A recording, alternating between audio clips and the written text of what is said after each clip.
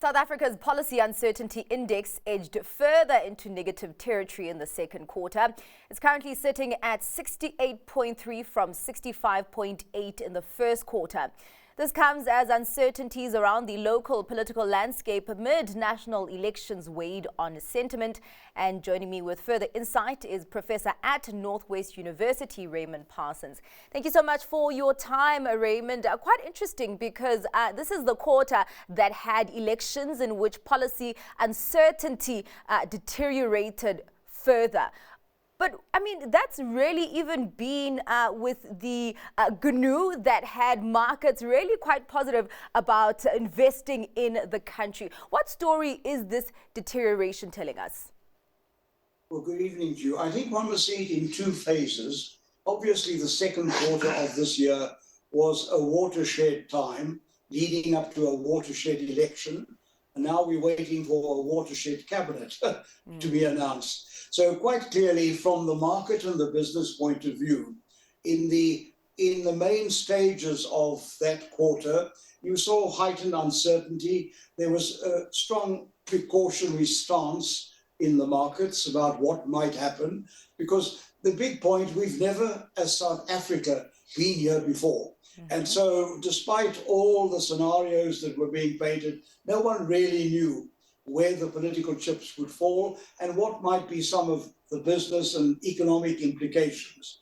Then when the election came, there was another uncertainty immediately in the next phase. Well, now no one party has a majority. Is the coalition going to go to the market-friendly side, or is it going to do something on the market-unfriendly side? And then came the news that there would be a serious effort to form a government of national unity, and certain parties were selected and are still engaged in that discussion. So quite clearly, once again, I think there's a little bit of nervousness as to why it's taking so long. But I would say, look, personally, I would rather have another few days devoted to getting the right decisions taken about the new cabinet, rather than rushing to decisions which may later on turn to be the wrong ones. So I think we must be patient, but obviously there's quite a lot at stake here, once again, because this is a very unusual situation. The whole country and also the political leaders and the business people are all on a learning curve, having to deal with a new set of political dynamics in South Africa. Yeah, I mean, something different, and you talk about a watershed moment here, but at the same time, I would think that there would be a certain level of calm in terms of policy uncertainty, looking at the actual composition of the GNU, where as much as the ANC didn't get an outright majority, but it is still leading the political pack, and also the parties that it is in partnership with, are centrist leaning. Should that not at least calm, participants and stakeholders and markets in terms of policy uncertainty, that they should be a kind of a continuation of policy? I think after the election, there was that moment. And you will recall that, in fact, the rand rose quite strongly. Our bonds were in demand because the prospects for the GNU looked good. As I said earlier, however, there is some nervousness as to why, if it's so obvious, why is it taking so long? And of course, the issue is there's horse trading. It is a tough situation, whether you're in the ANC or in the other political parties. You now have to decide how you're going to negotiate. What is the trade-off? So the fact that we haven't yet reached a decision has created a little bit of apprehension. And you'll see that the rand, for example, has indeed weakened a little bit. But I think, once again, as I said earlier, there are strong elements of leadership in all the main parties involved here. And we must hope that they will reach something in terms of a cabinet, which is the executive authority. And also, above all, I want to also make the point to those who may be a little bit nervous and apprehensive. Look, once the government of national unity is formed, there are a number of the solutions that are already hidden in plain sight. We've got the Operation Vulindlela, which is doing good work. and which can be expanded by the GNU. They don't have to reinvent that. Yeah. We have also got the cooperation for the last year or so between the business leaders and the government in the crucial areas of energy security, logistics, transport, and of course crime and corruption. That work is unfinished. Here's another platform that the GNU can throw its weight behind and expedite. And then there's, of course, the overarching national development plan, which most political parties in parliament have supported. That wheel doesn't have to be reinvented. So I think, once again, it's a question of mobilizing the political dynamics in a way that you can identify the common ground that is there to be exploited.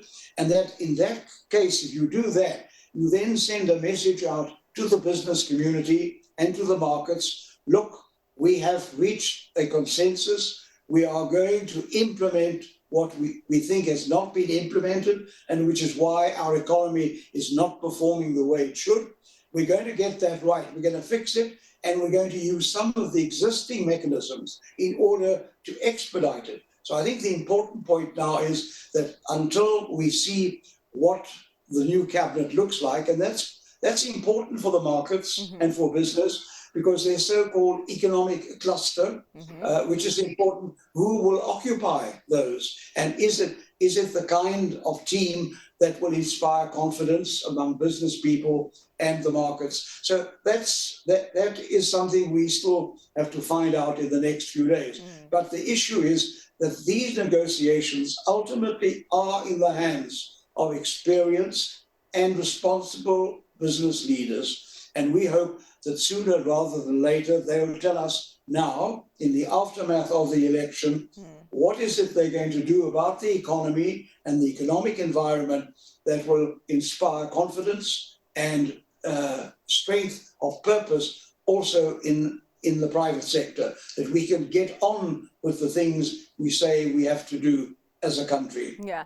Raymond, I am stealing a minute here, but really just to wrap up the conversation, we a lot of the time actually look at South Africa as, in isolation, and we tend to think that things are so bad in South Africa. Just looking at the global context, because we are also operating with a lot of uncertainty globally.